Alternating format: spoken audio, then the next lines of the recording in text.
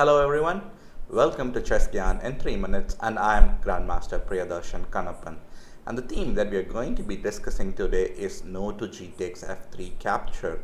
The idea for this theme is that I saw a lot of young and amateur players or young players who are just starting to learn the game.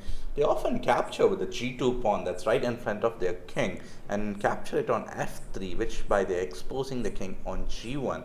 And many games like this leads to checkmate on the king, and I realized that there is a need to explain this concept in depth, and that's why we have this video over here.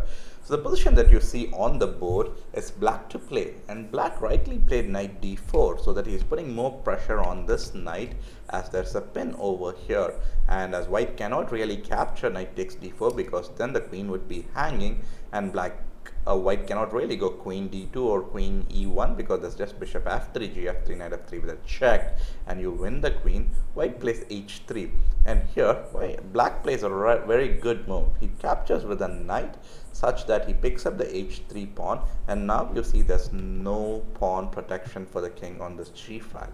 So white goes rook e1, and then can kind of quickly go through these moves: b5, bishop d5, knight takes d5, knight takes d5, and the knight f6, which has now gone because it's captured on d5, allows the black queen to access this d8 h4 diagonal, which makes it easier for black to attack the white king.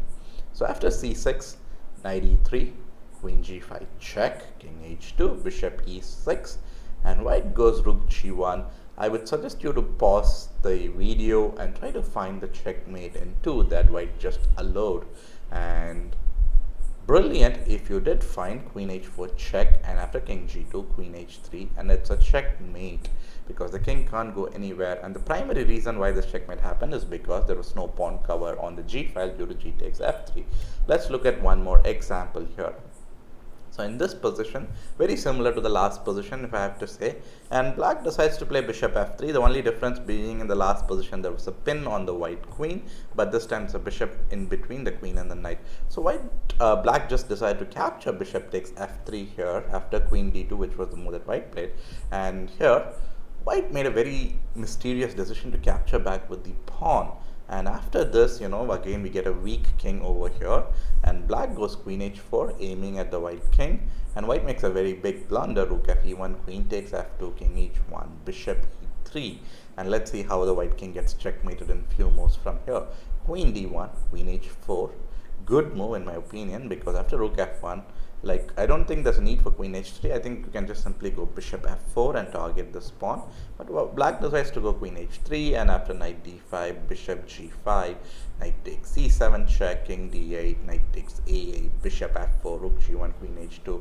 I mean, it was a bit of an amateur game. After black got a big advantage, but you kind of get the point why it's not advisable to kind of open up with g takes f3.